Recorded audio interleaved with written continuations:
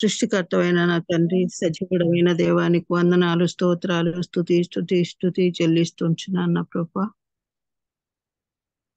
మే 15వ తేదీన నా తండ్రి మరి ఒకసారి వర్చువల్ ప్రేయర్ ఫెలోషిప్ గా మేమందరం కలిసి వచ్చుటకు లింక్ ద్వారా నా తండ్రి మేము జాయిన్ అవుటకు నీ కృప దయచేసిన తండ్రి నీకు వందనాలు, స్తోత్రాలు, స్తుతి నాయన. ఉదయకాలన ప్రతి దినము ఈ విధముగా నా ప్రభా నీ కృప ఆశీర్వాదములతో నా ప్రభా మేము నేను స్తుతించుటకు, గణపరచుటకు, మహింపరచుటకు మాకు ఇచ్చిన ధన్యతను బట్టి నీకు వందనాలు, స్తోత్రాలు, స్తుతి చెల్లిస్తూ ఉంటున్నాం. మహాగణుడవు, మహోన్నతుడవు నా తండ్రి.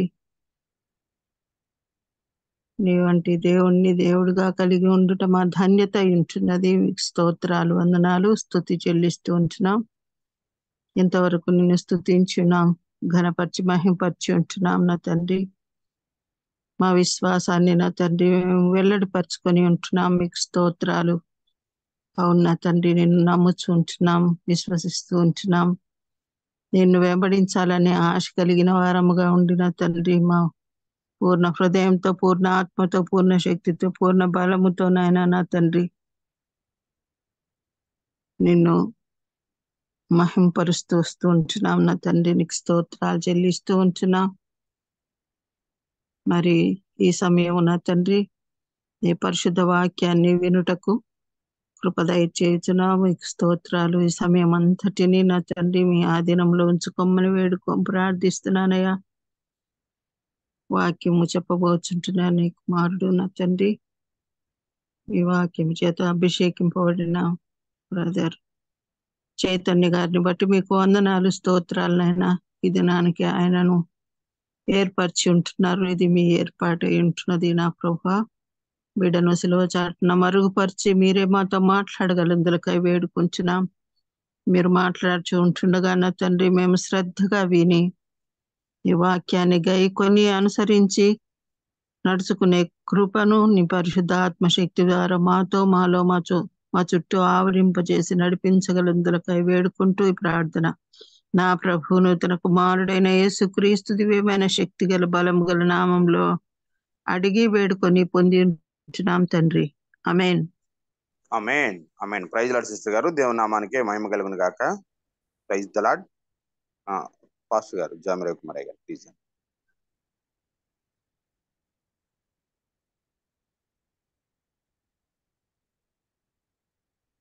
అయ్య గారు సిద్ధంగా లేనట్లయితే నేను పరిచయం చేస్తానండి. పాస్టర్ చైతన్య గారు మనకి సుపరిచితులేనండి.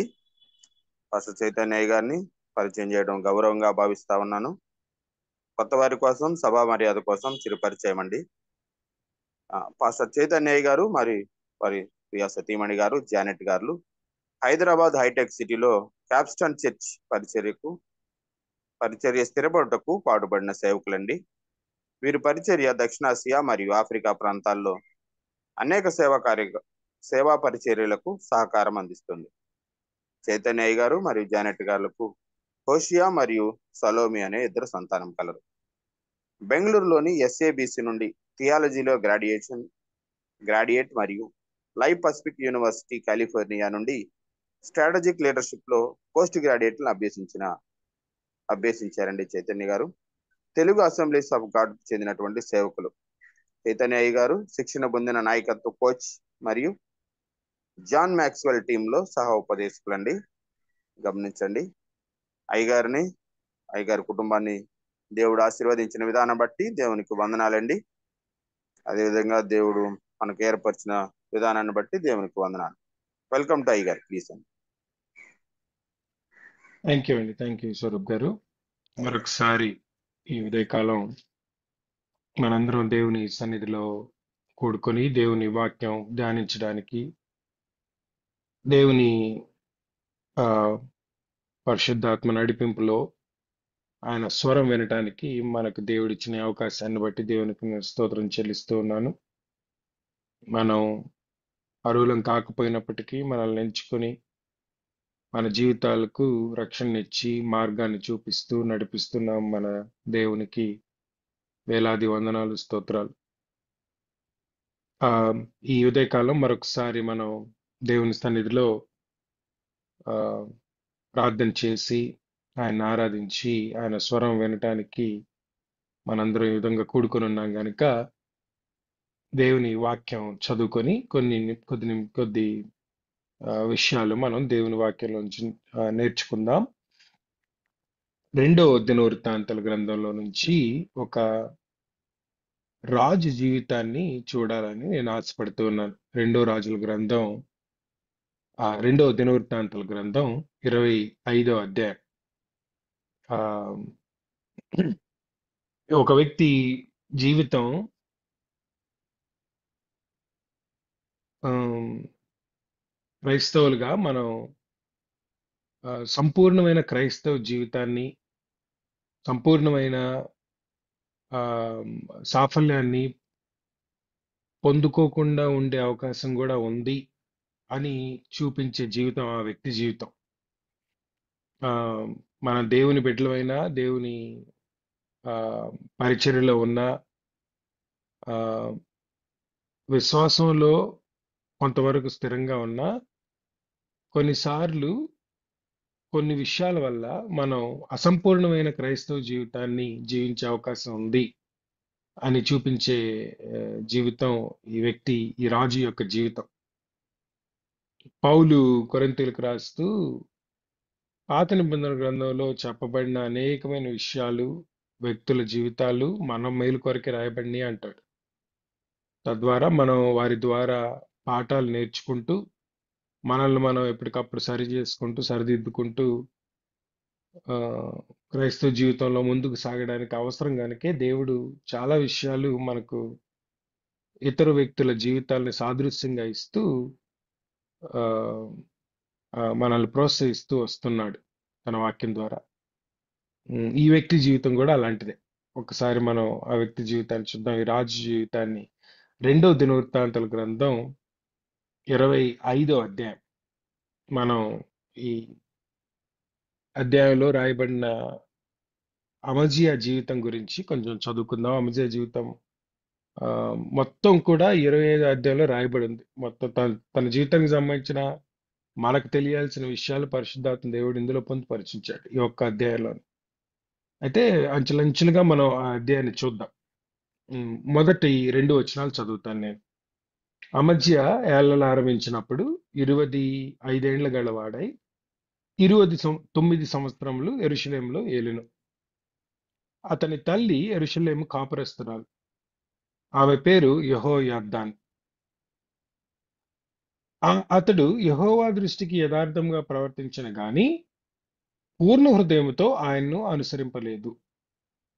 అతడు యెహోవా దృష్టికి యథార్థంగా ప్రవర్తించిన గాని పూర్ణ హృదయముతో ఆయనను అనుసరింపలేదు. చాలా కాంట్రాస్టింగ్ స్టేట్మెంట్ ఇది. మనం చదివినప్పుడు చాలా ఆశ్చర్యం కలిగించే విషయం ఏంటంటే ఒకే స్టేట్మెంట్ లో 2 విరుద్ధమైన ఐడియాస్ ని ఈ వచనం కనపరుస్తుంది మనకు. యెహోవా దృష్టికి నీతిమంతుడిగా వ్యవహరించిన గాని పూర్ణ హృదయంతో ఆయన అనుసరింపలేదు అంటాడు. పారాడాక్సికల్ స్టేట్మెంట్ ఇది.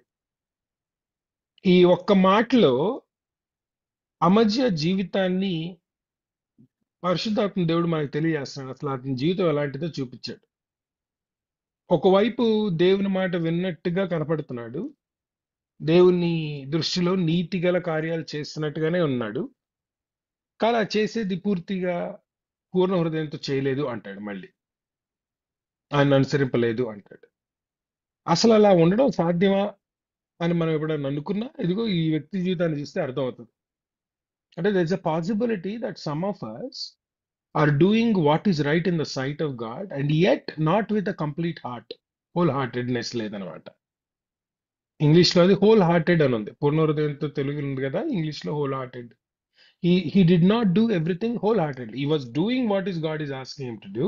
దేవుడు ఏం చేయమంటున్నాడో చేస్తున్నాడు. దేవుని దృష్టిలో ఏది నీతి కలిగిందో అది చేస్తున్నాడు, కానీ పూర్ణ హృదయంతో చేయట్లేదు. పూర్ణ హృదయంతో చేయనప్పుడు దేవుని జీవితాన్ని, దేవుని నీతిని, మన జీవితం అసంపూర్ణంగా ఉండిపోద్ది, కంప్లీట్ గా ఉండదు. it lead to a unfulfilled, unfruitful Christian life.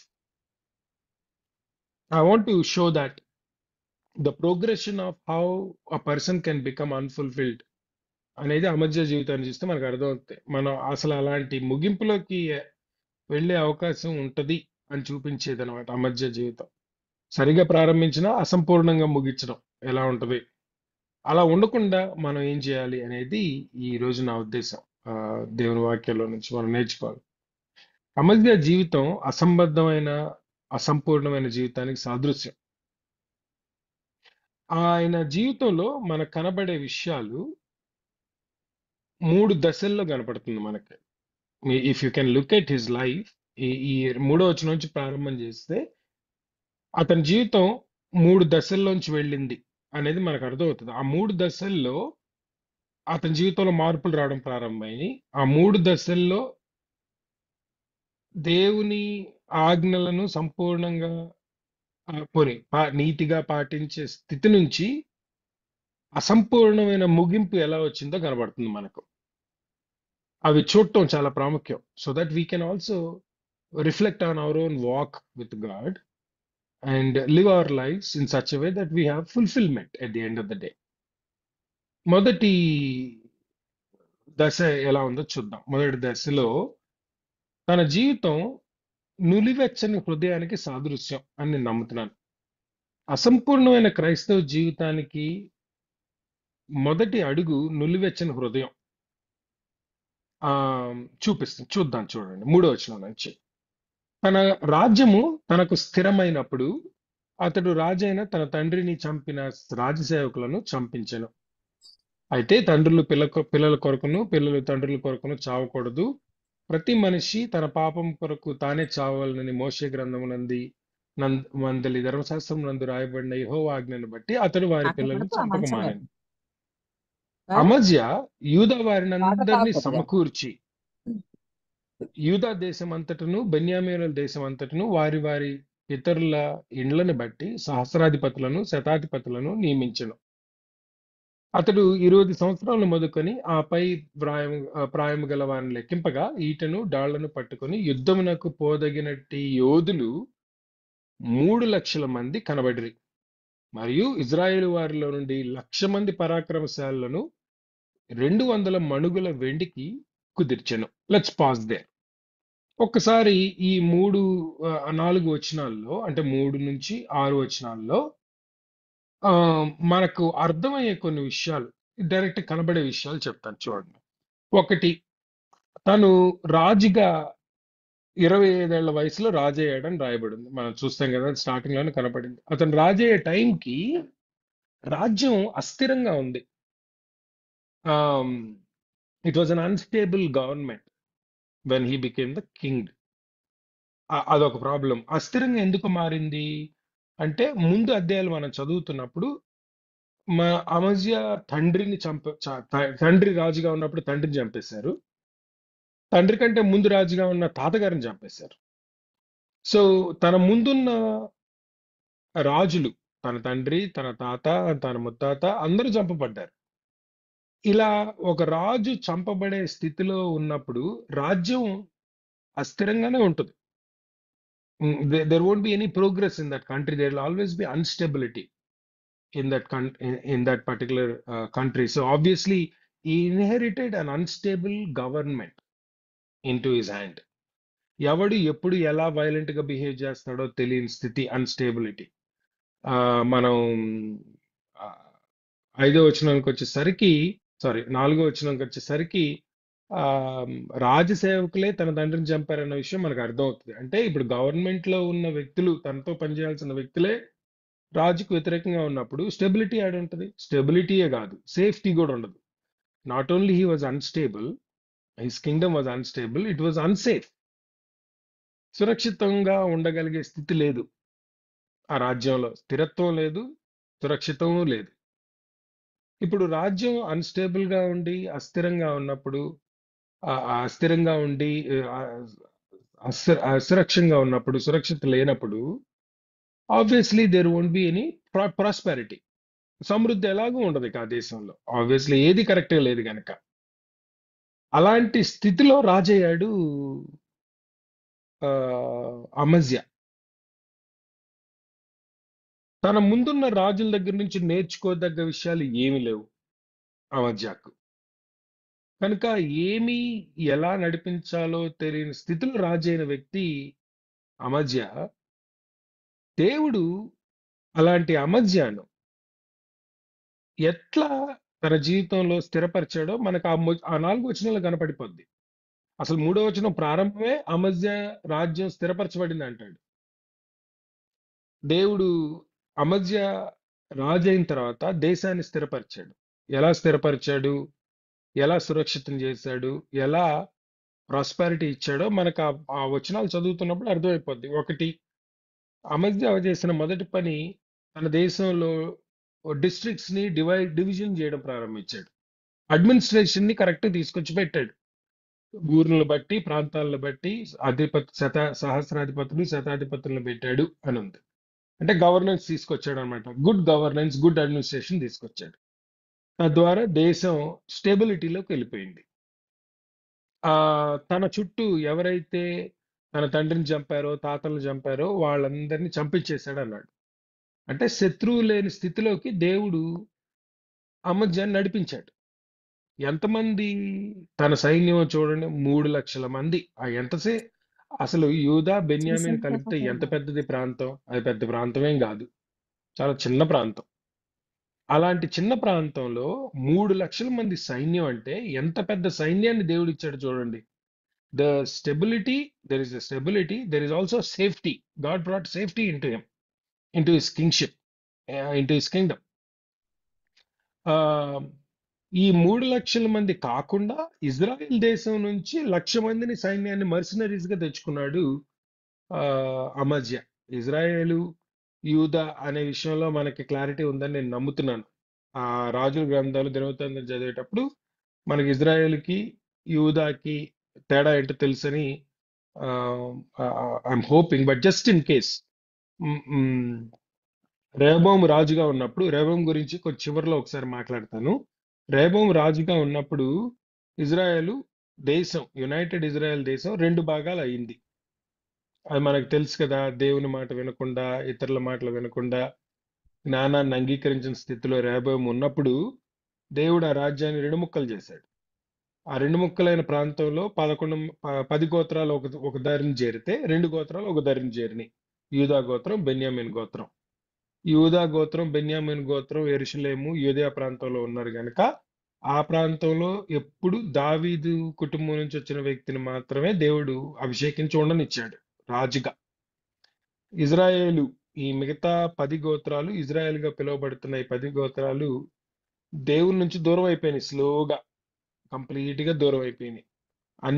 అన్యుల దేవతలను పూజించడం, అన్యుల దేవతల ఆచారాలను పాటించడం, ఆ విధంగా దేవుని దగ్గర నుంచి పూర్తిగా దూరమైన స్థితిలోకి వెళ్ళిపోయినాయి ఇజ్రాయేలు గోత్రాలు, ఆ 10 గోత్రాలు.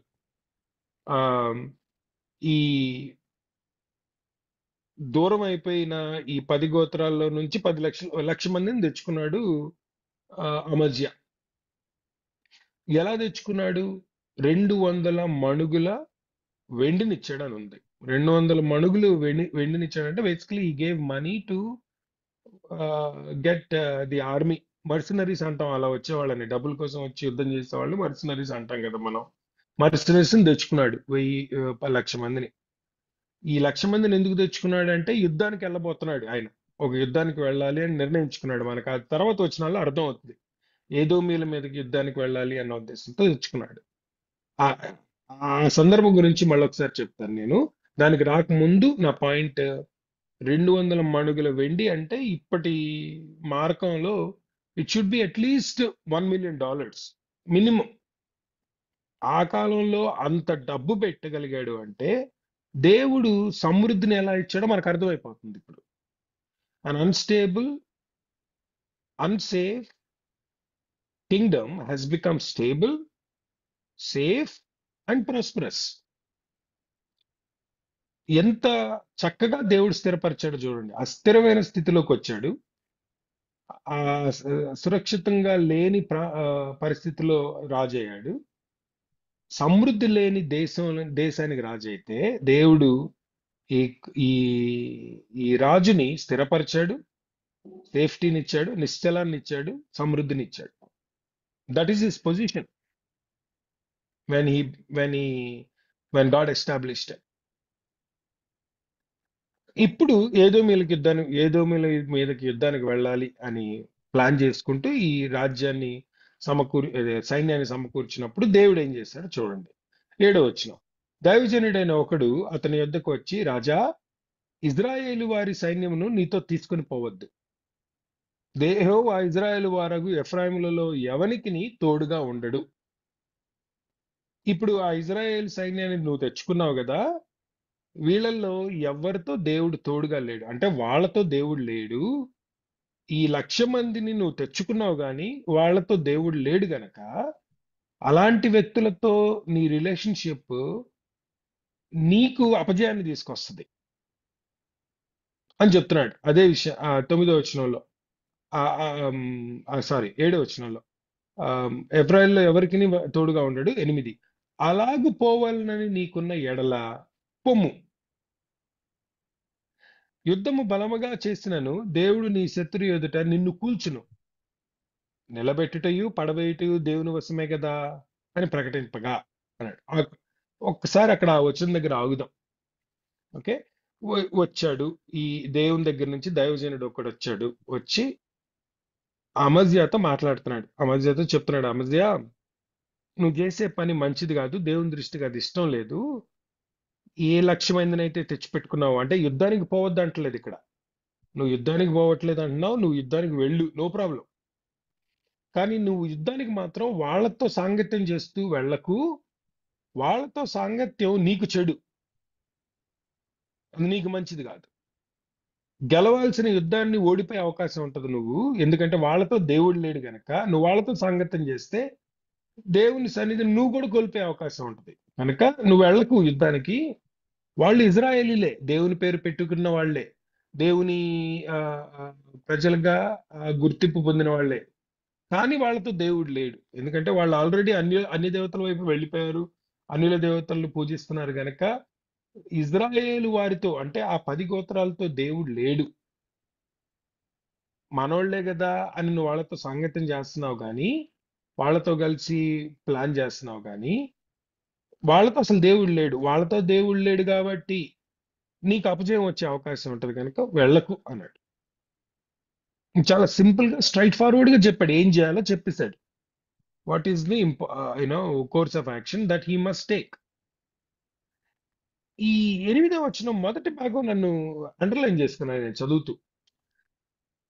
7వ వచనంలో ఏమన్నాడు, తీసుకొని పోవద్దు, దేవుడు వాడితో తోడుగా లేడు, అలాగూ పోవాలనని నీకున్న ఎడల అన్న మాట నేను అండర్లైన్ చేసుకున్నాను యాక్చువల్గా.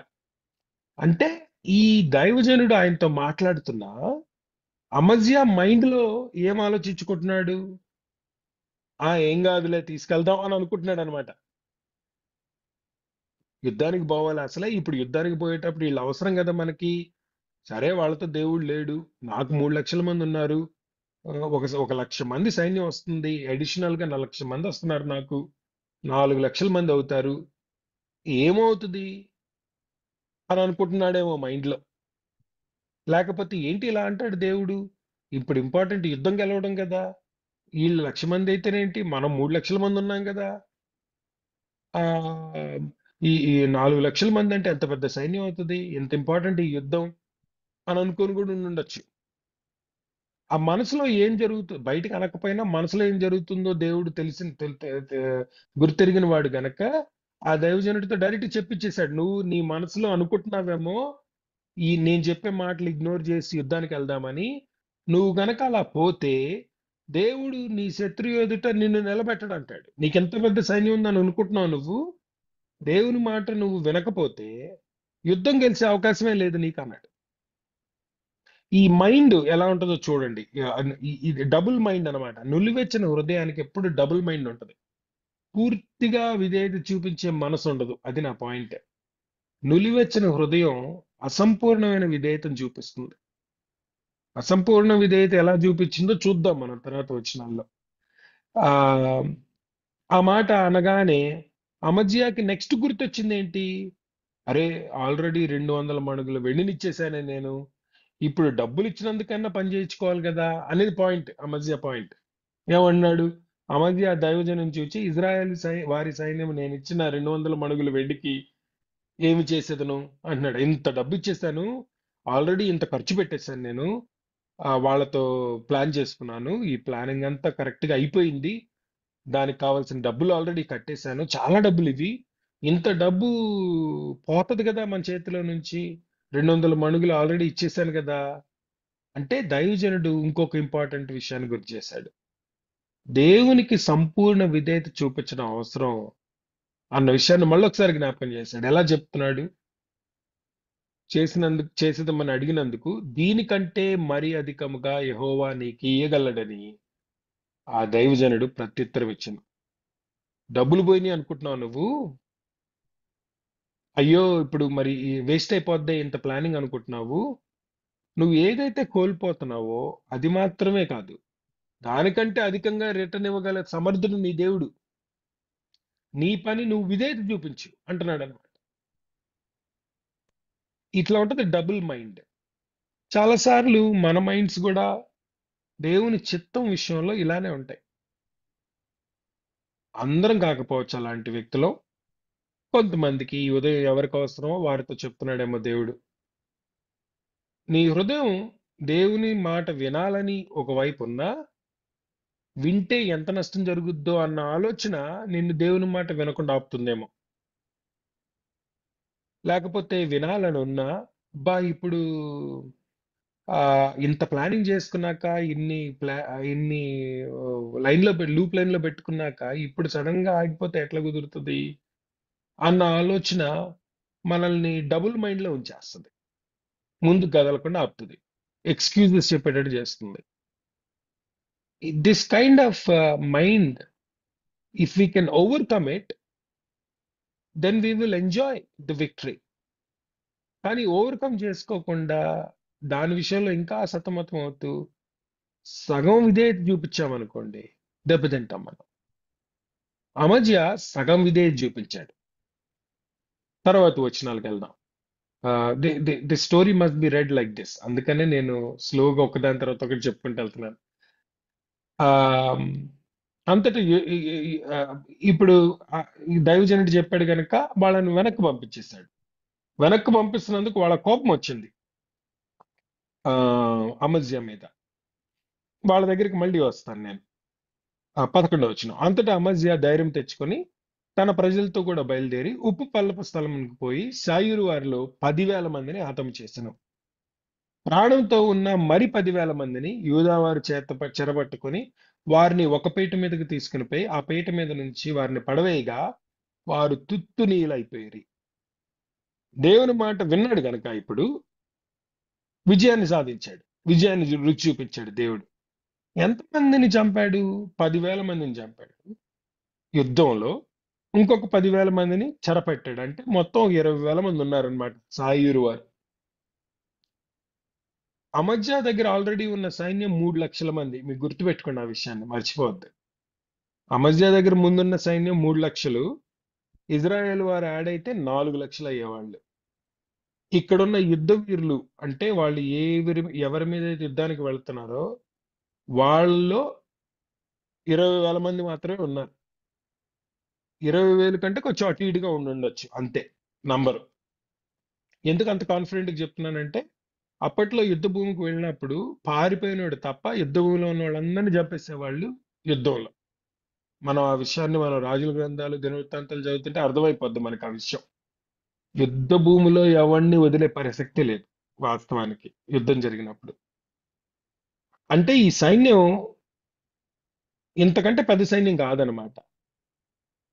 20,000 మందో 25,000 మందో 30,000 మంది అనుకుందాం పోని మన నంబర్ కోసం. 30,000 మంది ఉన్న సైన్యం మీదకి 3 లక్షల మందిని వేసుకొని వెళ్ళాడు ఈయన యుద్ధానికి. అయితే మీరు గుర్తుపెట్టుకోవాల్సిన విషయం చూడండి. ముందు దేవుడు ఏం చెప్పాడు? నువ్వు గనక నా మాట వినకుండా వెళితే నువ్వు 4 లక్షల మంది తీసుకొని 30,000 మంది మీదకి వెళ్ళినా ఓడిపోతావు. 30,000 మందిలో చేతిలో ఓడిపోయే స్థితి ఉండేది. 4 లక్షల మందిని వేసుకెళ్ళినా సరే. చాలా ఇంపార్టెంట్ అండి, మనకు గుర్తుపెట్టుకోవాల్సిన నంబర్ అది. దేవునికి విధేయత చూపించకపోతే తక్కువ నంబర్తో కూడా మనల్ని ఓడిచ్చేస్తాడు అనమాట దేవుడు.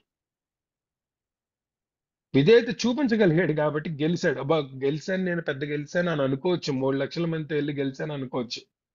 కానీ 3 లక్షల మందితో నువ్వు వెళ్ళినా దేవుని మాట వినకపోతే పూర్తిగా ఓడిపోయే అవకాశం ఎక్కువ. 30,000 మంది చేతిలో, 20,000 మంది చేతిలో. మొత్తానికి గెలిచాడు. గెలిచి తను వెనక్కి వస్తున్నప్పుడు ఏం జరుగుతుంది? యుద్ధం నుంచి వెనక్కి వస్తున్నాడు. వచ్చేటప్పుడు అయితే 13 వచ్చిన అయితే తనతో కూడా యుద్ధమునకు రావద్దని అమధ్య తిరిగి పంపివేసిన సైనికులు, అంటే ఇజ్రాయేల్ సైనికులు ఎవరినైతే వెనక్కి పంపించాడో వాళ్ళు సైనికులు షమ్రోను మొదలుకొని బెథరోను వరకు ఉన్న యూదా పట్టణములన్నిటి మీద పడి వారిలో 3,000 మందిని హతము చేసి విస్తారమైన కొల్లు సొమ్మును పట్టుకుపోయి. ఈ వచనం చాలా విచిత్రంగా అనిపిస్తుంది నాకు. ఎందుకంటే విధేయత చూపించాడు కదా, మరి అమధ్య విధేయత చూపించాడు కదా, అయినా ఎట్లా నష్టపోయాడు? గెలుపు వచ్చింది, గెలుపుతో పాటు నష్టం కూడా వచ్చింది. మళ్ళీ ఎందుకు వచ్చి ఉంటది? ఈ వ్యక్తి ఆ స్థితికి అలాంటి అనుభవాన్ని ఎందుకు పొందుంటాడు? విధేయత చూపిస్తే విజయం కదా రావాల్సింది. కానీ విజయంతో పాటు నష్టం కూడా వచ్చింది ఒకేసారి. There must be some reason behind it, right? When you obey God, you are supposed to be victorious. But you lost something in the process. దానికి మెయిన్ కారణం 14వ వచనంలో కనపడుతుంది మనకు. అమధ్య ఏదోమీయులను ఓడించి తిరిగి వచ్చిన తర్వాత అతడు సేయూరు వారి దేవతలను తీసుకుని వచ్చి తన దేవతలుగా నిలిపి వాటికి నమస్కరించి ధూపం చేసెను. ఇది మైండ్. అది ప్రాబ్లం అక్కడ. ఈ హృదయం ఎలాంటి హృదయం మనకు చూపించే వచనం అది. అటు ఇటు కాని హృదయం అన్నమాట. పూర్తిగా దేవుని మీద ఆధారపడే హృదయం కాదు, ఆధారపడని హృదయం కూడా కాదు.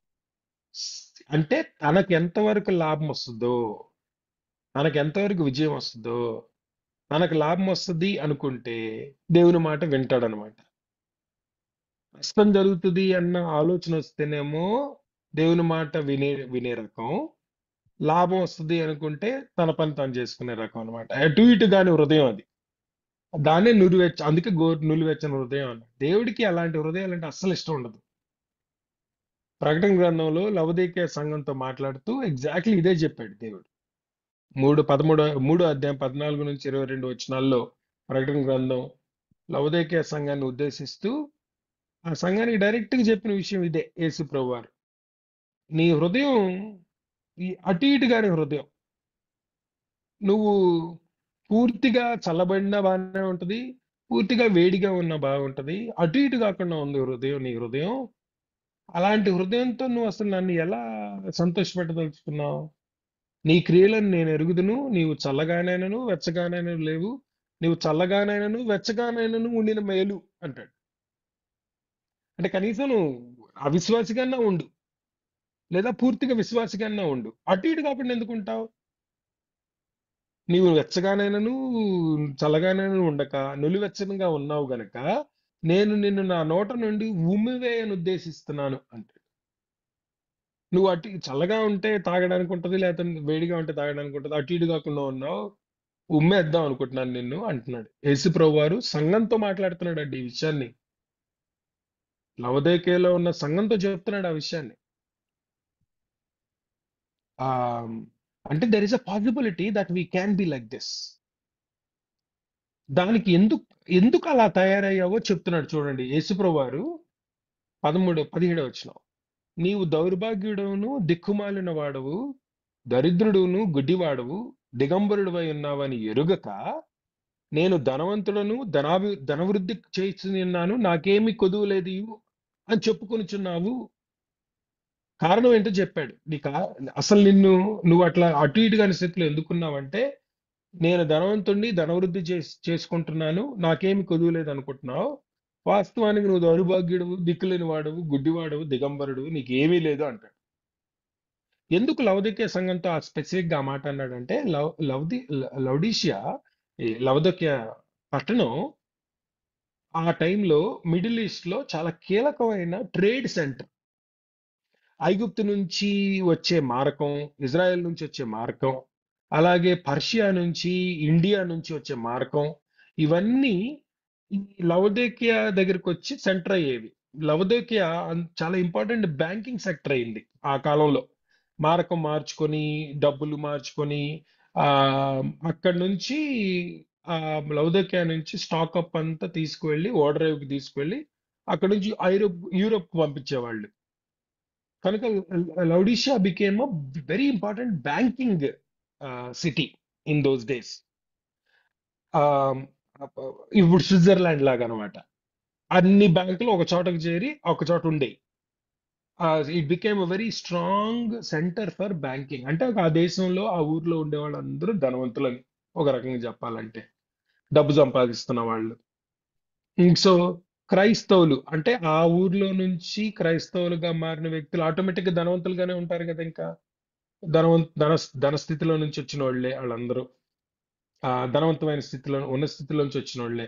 ఇప్పుడు వాళ్ళతో చెప్తున్నాడు, నువ్వు ఈ సంఘంలో ఉన్న మీరు ధనవంతులం మేము అనుకుంటున్నారు, మీరు ధనవృద్ధి జరుగుతుంది మాకు అనుకుంటున్నారు, మీరు మాకేం కొదువు లేదు అనుకుంటున్నావు, దీన్ని నా ప్రాస్పారిటీ సైన్ అనుకుంటున్నావు నువ్వు, కానీ అసలు అది కాదు.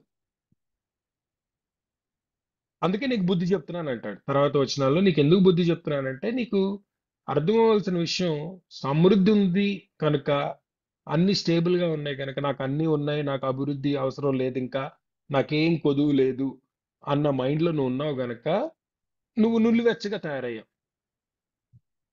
అటు ఇటు కాకుండా ఉంది నీ హృదయం.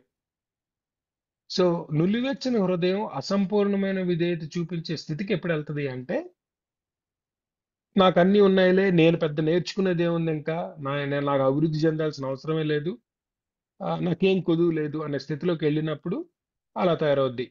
మీకు గుర్తుందా, అమజేయ బ్యాక్గ్రౌండ్ లో చెప్పేటప్పుడు నేను ఆల్రెడీ చెప్పాను. అమజేయ స్థితి అస్థిరత్వంతో ఉంది వెన్ ఈ స్టార్టెడ్ ఆఫ్ హిస్ కింగ్షిప్ అని. అన్స్టేబుల్, అన్సేఫ్, ల్యాక్ ఆఫ్ ప్రాస్పారిటీలో ఉన్నాడు. అక్కడి నుంచి తీసుకొచ్చి స్టెబిలిటీ, సేఫ్టీ, ప్రాస్పారిటీ ఇచ్చాడు దేవుడు. కనుక ఇప్పుడు అమజేయ స్థితి ఏంటి? నాకు అన్నీ ఉన్నాయి, నేను స్టేబుల్ గా ఉన్నాను, నాకు అభివృద్ధి అవసరం లేదు, ఇప్పుడు నేను కొత్తగా గ్రో అవుతుంది ఏం లేదు, నాకు అన్ని కరెక్ట్గా జరిగిపోతున్నాయి, ప్రాస్పారిటీ ఉంది, నాకు ఇంకేం కొదువు లేదు కనుక నాకు కావాల్సింది నేను చేసుకుంటా అన్న మైండ్ లో ఉన్నాడు ఆల్రెడీ. అందుకే దారి తప్పాడు స్లోగా. అలా దారి తప్పినప్పుడు గెలిచినా సరే ఆస్వాదించలేని స్థితిలో ఉంటాం, మనం అనుభవించలేని స్థితిలో ఉంటాం. గెలిచాడు, నిజమే, యుద్ధం గెలిచాడు, వెనక్కి వచ్చేసరికి నష్టం జరిగిపోయింది. May we understand that from this man's life, that there is a danger in showing half-hearted obedience or half obedience. ఒబీడియన్సే మళ్ళీ, కానీ సంపూర్ణ విధేయత చాలా అవసరం. దేవుని చిత్తం గుర్తెరిగి, దేవుని చిత్తం ఏంటో తెలిసి, దేవుని చిత్తానుసారంగా ఆయన చెప్పింది చెప్పినట్టుగా చేసే స్థితి, చేసే హృదయం చాలా అవసరం. లేకపోతే నిలువెచ్చగా మారిపోద్ది మన జీవితం. గెలిచినా సరే, గెలుస్తాం, ఎందుకు గెలము? ఎందుకంటే నువ్వు కొంచెం విధేయత చూపించావు కాబట్టి గెలుస్తావు. కానీ గెలుపుని ఆస్వాదించలేని స్థితిలోనే ఉంటాం. అలా ఉండకూడదు కదా మనం. ఇప్పుడు సౌలు ఉన్నాడు, సౌలు ఏ యుద్ధం చేసినా గెలిచాడు, ఎప్పుడు ఓడిపోలేదు సౌలు అసలు ఏ యుద్ధంలో కూడా. ఓడిపోయిన ఒకే ఒక యుద్ధంలో చచ్చిపోయాడు సౌలు రాజు అయిన తర్వాత. సౌలు జీవితంలో యుద్ధ భూమిలో ఓటమి ఎప్పుడు రుచి చూడలేదు సౌలు. అంటే తను యుద్ధానికి వెళ్ళినప్పుడు దేవుడు ఏదో రకంగా ఈ విజయాన్ని ఇస్తానే ఉన్నాడు సౌలుకి. కానీ మనం సౌలు జీవితాన్ని గుర్తుపెట్టుకునేది, అసంపూర్ణమైన విధేయత ఎలా ఉంటుందో దానికి సాదృశ్యంగా గుర్తుపెట్టుకుంటాం సౌలు జీవితాన్ని. సమూయేలు సౌలుతో చెప్పిన మాట అదే కదా, దేవుని మాట వినటం ముఖ్యం, సమర్పణలు అర్పణలు ఇవ్వడం కాదు అన్నాడు. ఆ Saul's lack of complete obedience cost his own kingship. చివరికి అసంపూర్ణమైన విధేయతను చూపించాడు కనుకే రాచరికాన్ని కోల్పోయాడు సౌలు. సౌలు కుటుంబం రాజుగా ఎంచుకుంటే దేవుడు అది తను కోల్పోవడమే కాదు, తన తర్వాత తన కుటుంబస్తులకి ఎవరికీ రాకుండా చేశాడు సౌలు తన నులివెచ్చని హృదయంతో, సగం విధేయ. సో ఇది ఫేజ్ 1. అక్కడి నుంచి ఫేజ్ 2కి వెళ్దాం. ఈ దేవతలను తెచ్చి పెట్టుకున్నాడు. ఆ పెట్టుకొని వాటిని పూజించడం, దానికి దేవుని కోపం వచ్చింది వెంటనే. 15 వచనం, 2వ దినవృత్తాంతములు 25:15. అందుకొరకు యెహోవా కోపం అమజ్యా మీద రగులుకొనెను. ఆయన అతని యొద్దకు ప్రవక్తను ఒకని పంపగా అతడు, నీ చేతిలో నుండి తమ జనులను విడిపింప శక్తి లేని దేవతల యొద్ద నీవెందుకు విచారణ చేయుచున్నావు అని అమజ్యాతో నేను.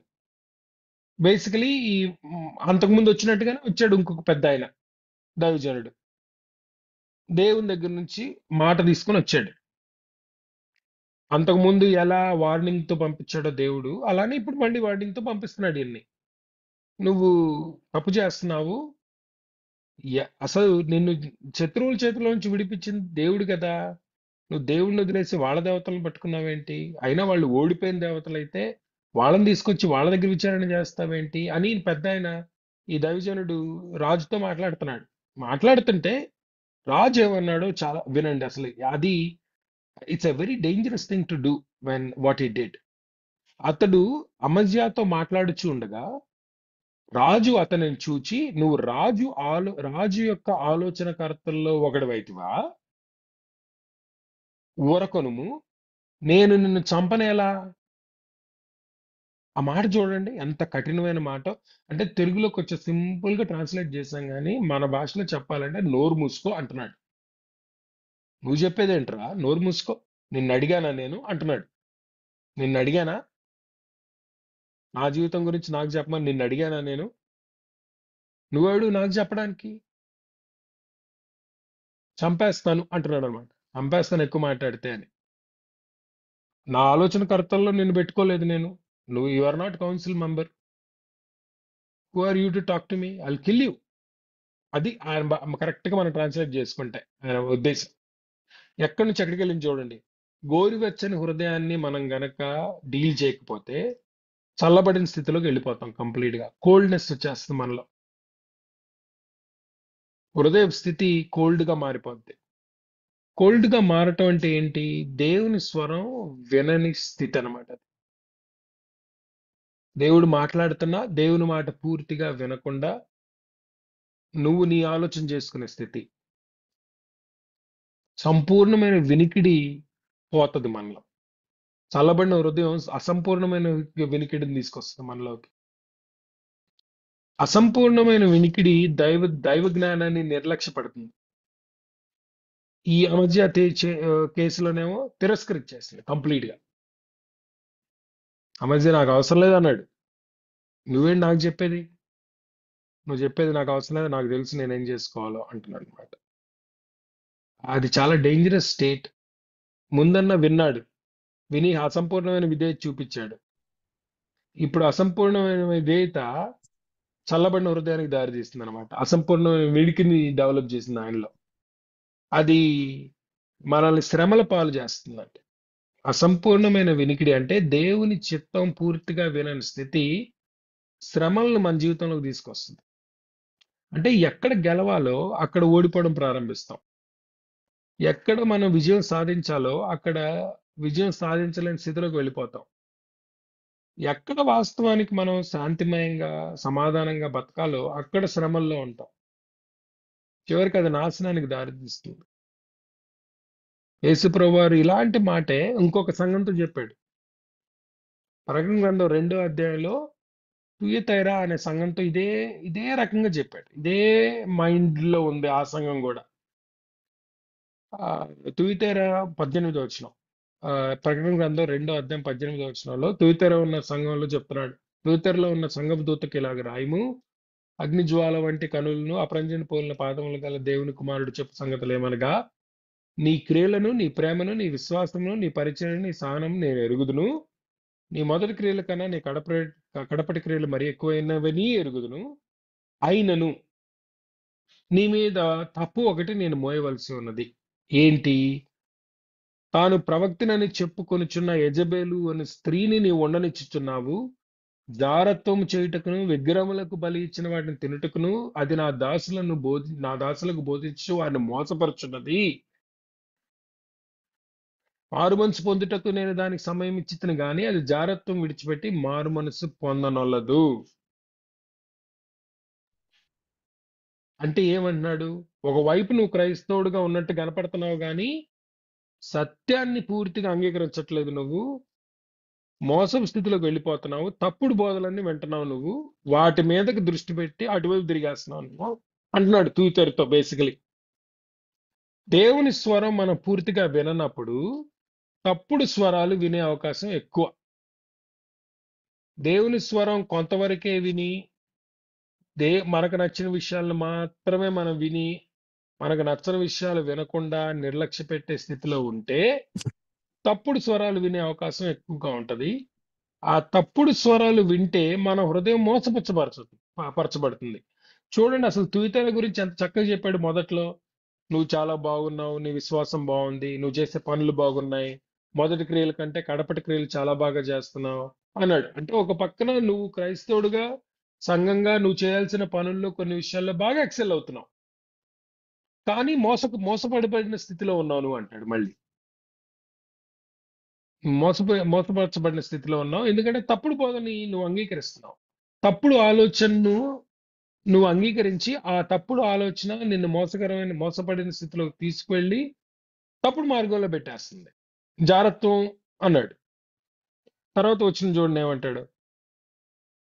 ఇదిగో నేను దానిని మంచం పట్టించి దానితో కూడా వ్యభిచరించి వారు దాని క్రియల విషయమై మారు మనసు పొందితే గాని వారిని బహుశ్రమల పాలు చేతును, దాని పిల్లలను నిశ్చయంగా చంపుదును. శ్రమ ఎలా వస్తుందో చెప్తున్నాడు యేసుప్రభు. నువ్వు మోసపరచబడిన స్థితిలో ఉండి దైవ జ్ఞానాన్ని నిర్లక్ష్య పెట్టి నీ ఆలోచన మీద నువ్వు ఉండాలనుకుంటే నువ్వు శ్రమల పాలవుతావు అంటున్నాడు. ఇప్పుడు మళ్ళీ ఆ దైవజనుడు ఈ పెద్ద మనిషితో చెప్పిన మాట చూడండి. అమజ్యాతో ఏమన్నాడు ఆ ప్రవక్త? ఊరుకనుము, నేను నిన్ను చంపనేలా అని ప్రవక్త అని చెప్పగా ఆ ప్రవక్త ఏమంటున్నాడు? 16వ వచనం, 2వ దినవృత్తాంతం 25:16 వచనం. నీవు ఇలాగున చేసి నా ఆలోచనను అంగీకరించపోవుట చేత చూసి దేవుడు నిన్ను నశింప ఉద్దేశించుచున్నాడని నాకు తెలియనని ఊరకొనెను అన్నాడు. నువ్వు వినవు కదా, దేవుడు ఏం చెప్పదలుచుకున్నాడో అది వినదలుచుకోలేదు. నువ్వు వినట్లేదు గనక నేను మాట్లాడను. ఇంకా నేను మాట్లాడకపోవడం వల్ల నువ్వు నాశనం అయిపోతావు అని చెప్తున్నాడు. నువ్వు దేవుని ఆలోచన అంగీకరించిన స్థితిలో ఉన్నావు కదా, శ్రమలు పడతావు. ఇక నీ ఇష్టం, నీ కర్మ అంటున్నాను. నువ్వు చేసుకున్న పని నీ మీదకి వచ్చి పడతా చూడు. ఇప్పుడు నష్టపోతావు, నువ్వు వ్యక్తిగతంగా నష్టపోతావు. నువ్వు ఒక్కడవే కాదు, నీ బిడ్డలు నష్టపోతారు, అందరూ శ్రమల పాలవుతారు నీ వల్ల. అదే జరిగింది తర్వాత అమజ్య జీవితంలో. నష్టపరచబడిన స్థితిలోకి వెళ్ళిపోయాడు. చాలా నష్టపడ్డాడు. మన తర్వాత వచ్చిన వాళ్ళు చదువుతాం ఆ విషయాన్ని. ఇంకా ఐల్ కమ్ టు దట్. ఇలాంటి స్థితిలోనే ఏలీ కూడా ఉన్నాడు. సమూయేలుతో మాట్లాడిన దేవుడు ఏలీతో ఎందుకు మాట్లాడలేదు, సమూయేలుతో ఎందుకు మాట్లాడాడు అన్న విషయం మనం ఆలోచించుకుంటే, పక్కన ఏలీ అంత దైవ జ్ఞానం కలిగిన వ్యక్తి, పరిచర్యలో అనుభవం ఉన్న వ్యక్తితో మాట్లాడకుండా చిన్న పిల్లడితో మాట్లాడాడు అనే విషయాన్ని మనం కనుక కరెక్ట్ గా పరిశీలించి చూస్తే మనకు అర్థమయ్యే విషయం ఏంటి? తర్వాత సమూయేలుతో మాట్లాడినప్పుడు దేవుడు చెప్పాడు ఆ విషయాన్ని. ఏలీకి నేను ముందే చెప్పాను, నేను మాట్లాడాను ఏలీతో తన బిడ్డల విషయంలో, కానీ దాని విషయంలో ఏలీ ఏ స్టెప్ తీసుకోలేదు, వినదలుచుకోలేదు నేను చెప్పిన మాట, నిర్లక్ష్య పెట్టాడు నేను చెప్పిన మాట. అందుకే నేను ఏలీతో మాట్లాడడం మానేశాను, నీతో మాట్లాడుతున్నాను అంటాడు దేవుడు. So maybe be careful with our lives. If we are showing half obedience, then we'll only listen half. And then it leads to a third stage. మీరు చూడండి ఆ మాట అమజ్యాతో రాజు సారీ అమజ్య ప్రవక్తతో అన్న మాట అమజ్య మైండ్ సెట్ అర్థం చేస్తుంది మనకి. రాజు అతన్ని చూచి నువ్వు రాజు యొక్క ఆలోచనకర్తల్లో ఒకడవా అన్నాడు. అంటే who are you to counsel me అంటున్నాడు అనమాట. నువ్వెవడు నాకు ఆలోచన చెప్పడానికి, నువ్వెవడు నాకు ఆలోచన చెప్పడానికి, నువ్వు రాజు ఆలోచనకర్తల్లో ఒకడవా అంటంలో అన్న మాటని రెండు రకాలుగా అర్థం చేసుకోవచ్చు. ఒకటి, నువ్వు నాకు ఆలోచన చెప్పడానికి నువ్వెవడివి, నా ఆలోచన నాకుంది అని అంటున్నాడు. లేదా నా దగ్గర ఆల్రెడీ చెప్పేవాళ్ళు ఉన్నారు, నువ్వు నాకు చెప్పేది ఏంటి అంటున్నాడు. ఈ రెండు రకాలుగా చూసిన. నేను నిన్ను ఆలోచనకర్తగా నియమించలేదు కదా. You are not there to counsel me. I know how to counsel myself. I know what I need to do. Or I already have people who tell me what to do. నాకు already నా చుట్టూ ఉన్నారు అంటున్నాడు. So ఇప్పుడు చూడండి, వినికిడి ఎక్కడి నుంచి ఉంది ఇప్పుడు ఆయనకి? దేవుని స్వరం ఏం దైవజనుడు అని తెలుసు ఆ విషయం అమజ్యాకి. అంతకుముందు కూడా దైవజనుడు ఇలాంటి వాడే వచ్చాడు కదా. దైవజనుడు అన్న విషయం తెలుసు, కానీ నువ్వు నాకు చెప్పాల్సిన అవసరం లేదు, నా దగ్గర ఆల్రెడీ ఆలోచనకర్తలు ఉన్నారు, నాకు ఆల్రెడీ ఆలోచన చెప్పేవాళ్ళు ఉన్నారు అంటున్నాడు అమజ్య. సో ట్విటర్ సంఘం లాగే సగం విన్నాడు, సగం ఇంకో సైడ్ పెట్టాడు దృష్టి, మైండ్. నాకు ఆల్రెడీ ఆలోచన చెప్పేవాళ్ళు ఉన్నారు, నువ్వు నాకేం చెప్పాల్సిన అవసరం లేదు, నేనేం చేయాలో వీళ్ళు చెప్తారులే నాకు అని. నేను అంత కాన్ఫిడెంట్గా ఎందుకు చెప్తున్నానంటే తర్వాత వచ్చిన చూడండి, ఇప్పుడు 17వ వచనం. అప్పుడు యూదా రాజైన అమజ్య ఆలోచన చేసుకుని, అమజ్య ఆలోచన చేసుకుని, మనంతటా మనం ఆలోచించుకొని మన ఇష్టం వచ్చినట్టు చేస్తే ఏమో జరుగుతుందో ఇక ఆ తర్వాత వచ్చిన వాళ్ళు మనకు అర్థమైపోద్ది పూర్తిగా. ఇప్పుడు ఆ స్థితికి వచ్చేసాడు. మూడో స్థితి ఇది, చచ్చుబడిన హృదయం అనమాట. ఇది గోరువెచ్చని హృదయాన్ని డీల్ చేయకపోతే చల్లబడుతుంది, చల్లబడిన హృదయాన్ని డీల్ చేయకపోతే చచ్చుబడుద్ది. అంటే ఇట్స్ ఆల్ స్టోన్ డెడ్ అన్న మాట. నాకు I wanted to say stone dead. He was deaf before, now he's completely dead. He's not receptive to the word of God at all. దేవుని స్వరం వినకూడదని నిర్ణయించుకున్నాడు కనుక దేవుడు మాట్లాడడం మానేశాడు. దేవుడు మాట్లాడడం మానేశాడు కనుక సొంత ఆలోచన చేస్తున్నాడు. ఇప్పుడిక తన ఆలోచన చేసుకొని ఏమంటున్నాడు, ఇజ్రాయెల్ మీద యుద్ధానికి వెళ్దాం అనుకున్నాడు. ఇప్పుడు ఏదోమీల మీద యుద్ధానికి వెళ్ళేటప్పుడు దేవుడు ఆలోచన విన్నాడు కనుక గెలిచాడు అక్కడ. ఇప్పుడు ఇజ్రాయెల్ మీద యుద్ధానికి వెళుతూ తన ఆలోచన చేసుకుంటున్నాడు. బయలుదేరాడు ఇక యుద్ధానికి, ఇజ్రాయెల్ రాజు మీదకి. యుద్ధానికి వెళ్ళినప్పుడు ఏం జరిగిందో మనకు తెలుసు కదా. ఇజ్రాయెల్ రాజు చెప్పాడు ఆయనకి, అయ్యా నువ్వు నా మీద యుద్ధానికి రావద్దు, ఖచ్చితంగా ఓడిపోతావు, చంపిపడేస్తాను. ముళ్ళ చెట్టు ఆ ముళ్ళుని నలిపేసినట్టు నలిపేస్తాను నేను నిన్ను, నువ్వు దయచేసి నా దగ్గరికి రావద్దు, అనవసరంగా ఎందుకు ప్రాణాలు పోగొట్టుకుంటావు, యుద్ధానికి రావద్దు అన్నాడు యెహోవాషు. వెన్లే అమజ్య యుద్ధానికి వెళ్ళాడు. సరే నీ ఇష్టం అని చెప్పి ఆయన కూడా యుద్ధానికి వచ్చాడు, యుద్ధం చేశాడు, ఓడించాడు. ఇజ్రాయెల్ రాజు అమజ్యాను ఓడించాడు. ఓడించడమే కాదు, దేశం మొత్తాన్ని కొల్లగొట్టి పడేశాడు. అమజ్యాని యెరూషలేం దాకా చేసి చేసుకుంటూ వచ్చి యెరూషలేం కోటగోడని 400 అడుగుల కోటగోడని కూల్చేసి అంటే బేసికలీ ఆ పట్టణాన్ని నాశనం చేశాడని అర్థం. చేయటమే కాదు, దేవాలయంలోకి వెళ్ళి దేవాలయంలో ఉన్న వెండిని బంగారాన్ని కొల్లగొట్టి తీసుకెళ్ళిపోయాడు. ఆ దేశంలో ధనం అంతటిని తీసుకొని పోయాడని ఉంది మనకి బైబిల్లో చదివితే. ఏం చేశాడో చూడండి. అప్పుడు ఇజ్రాయెల్ రాజు 23వ వచనం. ఇజ్రాయెల్ రాజు అయిన యోవాషుని పుట్టిన యోవాష్ కుమారుడు యూదారాజైన అమజ్యాను బెత్షెమెషులో పట్టుకొని యెరూషలేమునకు తీసుకుని వచ్చి యెరూషలేం ప్రాకారమును ఎఫ్రాయిము గుమ్మం మొదలుకొని మూల గుమ్మం వరకు 400 మూరల అడుగున పడగొట్టెను. అతడు దేవుని మందిరంలోని ఉపదేశమునందున్న వెండియు బంగారమయు ఉపకరణలన్నీ రాజనగర్ నుందున్న సొమ్మును కుదవబెట్టిన వారిని తీసుకొని షమ్రోనుకు తిరిగి వెళ్ళాను. మొత్తం తీసుకెళ్ళిపోయాడు, కొల్లగొట్టేశాడు. దేశం మొత్తాన్ని. ఎక్కడి నుంచి ఎక్కడికి వచ్చాడు చూడండి ఇప్పుడు అమజ్యా మొత్తం కోల్పోయాడు. అక్కడి నుంచి వ్యాజల్లాగా ఉండిపోయాడు ఇంక అంతే. అక్కడ ఆ, సింహాసనం మీద ఉన్నాడు కానీ ఆల్మోస్ట్ బానిస కిందే అమజ్యా జీవితం. యోవాష్ చచ్చిపోయిన తర్వాత కొంచెం ఫ్రీడమ్ వచ్చింది. అసంపూర్ణమైన జ్ఞానం మన జీవితానికి ఎంత నష్టకరమో చూడండి ఇప్పుడు. అసంపూర్ణమైన జ్ఞానం అంటే ఏంటి? సొంత జ్ఞానం మీద డిపెండ్ అయ్యాడు, ఇతరుల జ్ఞానం మీద డిపెండ్ అయ్యాడు, అందుకే నష్టపోయాడు పూర్తిగా.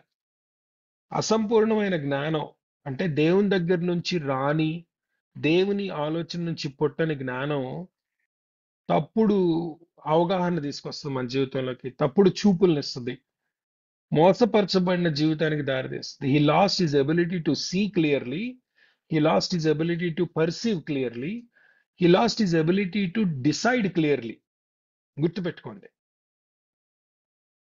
క్లియర్గా చూడటం మానేశాడు, క్లియర్గా అర్థం చేసుకోవడం మానేశాడు. అందుకనే తప్పుడు నిర్ణయాలు చేస్తున్నాడు, క్లియర్ నిర్ణయాలు చేయలేకపోయాడు, సరైన నిర్ణయాలు చేయలేకపోయాడు. ఇదంతా కారణం దేవుని జ్ఞానం లేకపోవడం. ఊరుకోమన్నాడు కదా ఆల్రెడీ ముందే. నువ్వు నాకు చెప్పేదేంటి, నువ్వు నాతో మాట్లాడొద్దంటే ప్రవక్త అన్నాడు, సరే నేను ఊరుకుంటా అన్నాడు. సరే నువ్వు మాట్లాడొద్దంటున్నావు కదా, నేను మాట్లాడను అన్నాడు.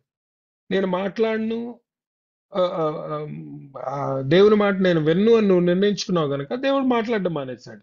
దేవుడు మాట్లాడడం మానేశాడు గనక జ్ఞానమే పోయింది కంప్లీట్ గా. ఇంకంతే. ఇక చేసే నిర్ణయం కానీ, చూసే చూపులు కానీ, చేసే పనులకు కానీ అన్నిటికీ దేనికి సంబంధం లేకుండా అయిపోయింది. నష్టపరిచింది, పూర్తిగా నష్టపరచబడిన స్థితిలోకి వెళ్ళిపోయాడు అమజ్య. ఎక్కడ స్టార్ట్ అయ్యాడు మీకు గుర్తుంది కదా? అన్స్టేబుల్, అన్సేఫ్, అన్ప్రాస్పరస్ కంట్రీ మీద దేవుడు రాజుగా చేసి ఆ కంట్రీలో స్టెబిలిటీని, సేఫ్టీని, ప్రాస్పరిటీని తీసుకొచ్చాడు. స్థిరత్వాన్ని, నిశ్చలాన్ని, సురక్షితాన్ని, సమృద్ధిని తీసుకొచ్చాడు దేవుడు. ఇప్పుడు ఆ మూడింటిని పోగొట్టుకున్నాడు ఆ మధ్య, పూర్తిగా పోగొట్టుకున్నాడు. ఆ ఆ తర్వాత యోవాష్ చనిపోయిన తర్వాత ఏం జరిగింది చూడండి.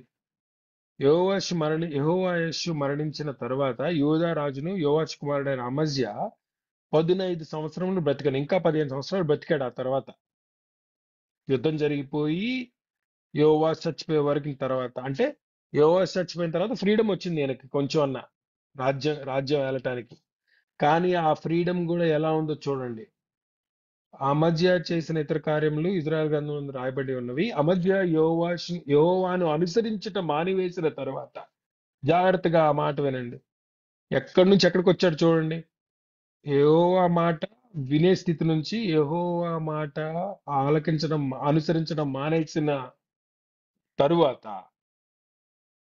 జనులు, సేమ్ ఏ జనుల మీద అయితే ఈయన రాజుగా ఉన్నాడో అదే జనులు, తర్వాత జనులు యెరూషలేములో అతని మీద కుట్ర చేయగా అతడు లాకీషునకు పారిపోయాను. అయితే వారు అతని వెనక లాకీషునకు మనుషులను పంపి అతనిని అక్కడ చంపి గుర్రముల మీద అతని శవమును వేసుకుని వచ్చి పాతిపెట్టిరి. ఎంత సాడ్ ఎండింగ్ కదండి. దేవుని మాట అనుసరించడం మానేసిన తర్వాత అస్థిరత్వం వచ్చింది, మళ్ళీ అన్స్టెబిలిటీ కదా, ఇంకా అన్ని పోగొట్టుకున్నాడు. ఫస్ట్ ప్రాస్పరిటీ పోయింది కంప్లీట్ గా. యూదారాజు వచ్చి మొత్తం కళ్ళు కట్టిపోయాడు, ఏమి లేకుండా దరిద్రుడిగా చేశాడు. ప్రాస్పారిటీ పోయింది, స్టెబిలిటీ పోయింది రాజ్యంలో, ప్రాణానికి రక్షణ లేకుండా పోయింది చివరికి. ఇదే స్థితిలో కదా రాజైంది. ఆ స్థితి నుంచి బయటపడేశాడు కదా దేవుడు, మళ్ళీ అదే స్థితికి వచ్చాడు ఈ మనిషి. What could have been a fulfilled life has turned out to be an unfulfilled life. Exactly ఇలాంటి మాటే యేసు ప్రభు వారు ఇంకొక సంఘంతో కూడా చెప్పాడు ప్రకటన గ్రంథంలో. సారదీస్ సంఘం 11 ప్రకటన గ్రంథం 3వ అధ్యాయం మొదటి భాగంలో 7 నక్షత్రములు 7 ఆత్మలు గలవాడు చెప్పుచున్న సంగతులు ఏమనగా, సారదీసులో ఉన్న సంఘానికి చెప్తున్నాడు యేసు ప్రభు వారు 3వ అధ్యాయంలో, ప్రకటన గ్రంథం 3వ అధ్యాయంలో మొదటి భాగం. నీ క్రియలను నేను ఎరుగుదును, ఏమనగా జీవించుచున్నావన్న పేరు మాత్రం ఉన్నది కానీ నీవు మృతుడివే అంటాడు. You are dead. నీ క్రియలు నా నా దేవుని ఎదుట సంపూర్ణమైనవిగా నాకు కనబడట్లేదు. కనుక జాగరూకుడవై ఆ ఆ, జాగరూకుడవై చావనై ఉన్న మిగిలిన వాటినన్నా బలపరచు అన్నాడు. ఇంకా ఎగ్జాక్ట్ గా ఆ స్థితిలోకి వెళ్ళిపోయాడు. ఆ మధ్య దేవుని స్వరాన్ని వినకుండా చచ్చిపోయిన స్థితిలోకి వెళ్ళిపోయాడు అనమాట. May we never move to a place like that. ఇప్పుడు అలా ఉన్నారు మీరు అని నేను అంటలేదు. I'm sure God is not saying that. కానీ అలా అవ్వకుండా చూసుకోండి అంటున్నాడు. అసంపూర్ణమైన విధేయత అసంపూర్ణమైన వినికిడికి దారితీస్తుంది. అసంపూర్ణమైన వినికిడి అసంపూర్ణమైన జ్ఞానాన్ని తీసుకొస్తుంది. అది మనకు నష్టం, మన జీవితానికి నష్టం. దేవుడు మనకిచ్చిన పరిచర్యను కూడా కోల్పోయే స్థితిలోకి మనల్ని తీసుకువెళ్ళే అవకాశం ఉంది అలాంటిది. కనుక లెట్స్ రిమెంబర్ దాట్. రెహబోం యొక్క, ఇందాక చెప్పాను కదా స్టార్టింగ్ లో, రెహబోము ఒకసారి జ్ఞాపకం చేస్తాను. రెహబోము జ్ఞానాన్ని, దేవుని జ్ఞానాన్ని వినటానికి ఇష్టపడలేదు కనుక ప్రపంచంలోనే అతిపెద్ద సామ్రాజ్యాన్ని కోల్పోయాడు చేతిలో నుంచి. దావీదు సొలొమోను చేతిలో ఇజ్రాయెల్ దేశం అత్యంత సమర్థవంతమైన సమృద్ధి అయిన రాజ్యంగా మారింది. అలాంటి ప్రాస్పరస్ కంట్రీని just like that he lost it. దేవుని స్వరం వినటానికి, దైవ జ్ఞానాన్ని అంగీకరించడానికి ఇష్టపడే స్థితిలో ఉన్నాడు గనక. చూడండి, నేను చెప్పిన 3 ఉదాహరణల్లో ముగ్గురు నష్టపోయిన వాళ్ళే. సౌలు కంప్లీట్ ఒబీడియన్స్ చూపించలేదు కనుక రాచరికాన్ని కోల్పోయాడు. ఏలి పూర్తిగా దేవుని స్వరాన్ని వినటానికి ఇష్టపడలేదు గనక అసంపూర్ణమైన వినికిడిని డెవలప్ చేసుకున్నాడు గనక తన పరిచర్యను, తన పిలుపును కోల్పోయాడు. రెహబోము దేవుని జ్ఞానాన్ని అంటే అసంపూర్ణమైన జ్ఞానాన్ని కలిగి ఉండడం ద్వారా అత్యంత సురక్షితమైన రాజ్యాన్ని కోల్పోయాడు. ముక్కలు చేశాడు. తన ముందే 2 ముక్కలైపోయింది రాజ్యం. May we never come to a place like that. May we be careful with our own lives and conduct ourselves in such a way that we will live a fulfilled life. సంపూర్ణ విధేయతను, సంపూర్ణంగా దేవుని స్వరాన్ని వినే మనసు, సంపూర్ణంగా దేవుని జ్ఞానాన్ని అంగీకరించి ఎప్పటికప్పుడు సరి చేసుకుంటూ సంపూర్ణమైన క్రైస్తవ జీవితాన్ని మనం జీవిద్దాం. దేవుడు అలా మనకు సహాయం చేయను గాక. ప్రార్థన చేసుకుందాం. ఒక క్షణం మనల్ని మనం పరీక్షించుకొని ఈ వాక్య వెలుగులో దేవుడు మనతో మాట్లాడిన మాటలు, హెచ్చరికలు జ్ఞాపకం చేసుకొని, మనం అలా ఉండకపోవచ్చు, అలాంటి స్థితిలోకి వెళ్లకుండా మనల్ని కాపాడినట్లుగా పరిశుద్ధాత్మ దేవుణ్ణి వేడుకుందాం. అలాంటి స్థితిలోకి వెళుతున్న వారి విషయంలో మనం జాగ్రత్త పడి వారికి సహాయం చేద్దాం. సరిగా వారి జీవితాల్లో కూడా వారు సంపూర్ణ విధేయత చూపించే స్థితిలోకి వాళ్ళు ఉండేటట్టుగా ప్రార్థన చేసుకుందాం. మరొకసారి తండ్రి, ఈ వాక్యాన్ని బట్టి నీకు వందనాలు. అమధ్య జీవితం ద్వారా మీరు మాకు తెలియజేసిన విషయాల్ని బట్టి నీకు వందనాలు చెల్లిస్తూ ఉన్నాను. మమ్మల్ని మేము ఒకసారి పరిశీలించుకొని ఏ విషయాల్లో సరి చేసుకోవాలో ఆ విషయాల్లో మేము జాగ్రత్త పడినట్లు సహాయం చేయండి. సంపూర్ణమైన క్రైస్తవ జీవితాన్ని, ఫలాన్ని అనుభవించే స్థితిలో మమ్మల్ని ఉంచమని ప్రార్థిస్తూ యేసు నామమున అడిగి వేడుకొంచున్నాం తండ్రి. Amen. Amen. Praise the Lord. Thank you brother. చక్కని వాక్యాన్ని ఆ మధ్య జీవితం ద్వారా మరి చక్కని పాటలు మాకు నేర్పించినందుకు వర్చువల్ ప్రేయర్ ఫ్యామిలీ తరఫున మీకు వందనాలు తెలియజేస్తున్నాను. మరి ముగింపు ప్రార్థన ఆశీర్వాదం ఇవ్వాల్సిందిగా పాస్టర్ రాబర్ట్ జేమ్స్ గారిని కోరుతున్నానండి. ప్రార్థన. ప్రేమ గల మా తండ్రి, పరిశుద్ధుడైన దేవ, దినదినము మీరు మాకు ఇస్తున్న ఈ వాక్యము కొరకు, హెచ్చరికల కొరకు, ఎగ్జాంపుల్స్ కొరకు, మీ సేవకుల కొరకు, ఏర్పాటు చేసిన సేవకుల కొరకు నీకు వందనాలు. ఈరోజు యోధారాజు అమధ్య జీవితంలో నుండి మాకు కొన్ని పాఠములు నేర్పించినాడు. అతడు నీ దృష్టికి యథార్థంగా ప్రవర్తించినప్పటికీ పూర్ణ హృదయంతో అనుసరించలేదు కాబట్టి దేవా దానికి ఎఫెక్ట్ చివరి వరకు తనలో కనపడుతుంది. దేవా నువ్వెను సేవకులను ప్రవక్తలను పంపి హెచ్చరించినను అతడు మధ్యలో ఇతర దేవతల వైపు వెళ్ళాడు, తన సొంత ఆలోచన వైపు వెళ్ళాడు. మా జీవితాల్లో కూడా నేను ప్రారంభం నుండి నేను నీకు భయపడి నీకు ఇష్టంగా మా జీవితాన్ని సమర్పించుకోవడానికి లేక ఆయా సమయాల్లో మేము పెట్టుకున్నప్పుడు నీ హెచ్చరికలు మాకు వస్తున్నప్పుడు దాని ద్వారా సరి చేసుకోవడానికి కృప చూపించాడు. అతడు ఎలాగా నష్టపోతూ వచ్చాడు, చివరికి పారిపోయినాడు కూడా అని రాసింది ఆయన, చంపబడ్డాడని రాసింది.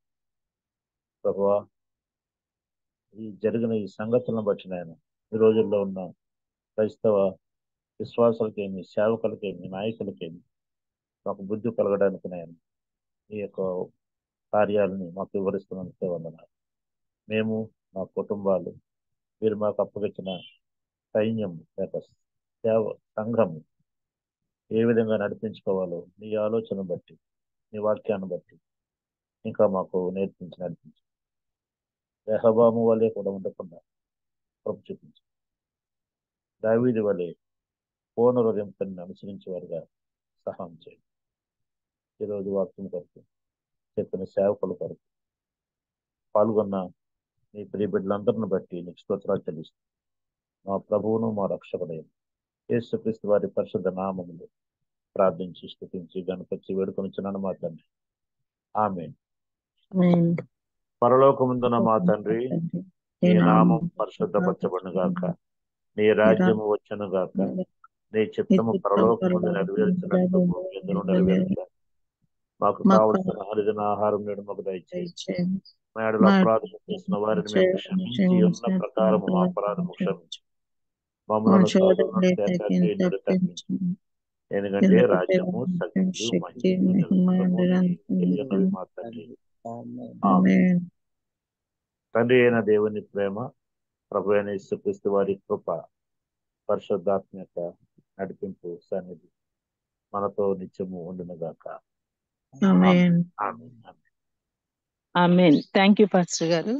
మరి చక్కని వాక్యాన్ని అందించిన చైతన్య గారికి, ముగింపు ప్రార్థన చేసిన పాస్టర్ రాబర్ట్ జేమ్స్ అయ్య గారికి వందనాలండి. మరి ప్రతిరోజు ఇదే లింక్ ద్వారా జాయిన్ అవ్వచ్చు. ఈ మెసేజెస్ అన్ని యూట్యూబ్ లో అవైలబుల్ గా ఉంటాయి. బాబీ రత్నాకర్ అని టైప్ చేసినా లేకపోతే వర్చువల్ ప్రేయర్ అని టైప్ చేసినా మీకు వస్తాయండి. దయచేసి ఈ మెసేజ్ ని మళ్ళీ ఒకసారి చూడాలనుకుంటే మీరు చూడొచ్చండి. చాలా ఆత్మీయంగా మమ్మల్ని ఎంకరేజ్ చేసినందుకు పాస్టర్ గారికి కూడా చైతన్య గారికి వందనాలు తెలియజేస్తున్నాను. ముగించుకుందామండి. Have a nice day. Thank you అండి అందరికి.